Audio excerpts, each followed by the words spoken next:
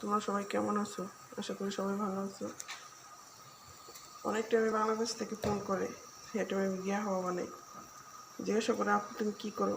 আমি বলি গিয়া হওয়া নাই। আর গিয়া হওয়া কাকে বলে বুঝে না। এর জন্য তাদের জন্য এই ভিডিওটা।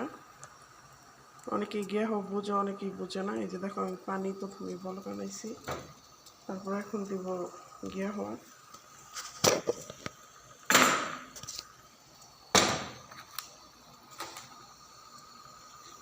আমি চুলার উপরে তো একটু নামাই নিই, নাহলে বলকায় আর সব করে যাবো।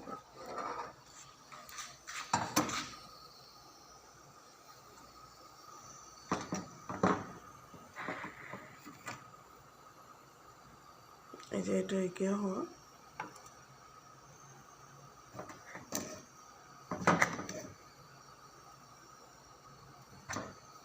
এখন আবারও বলকা নামো।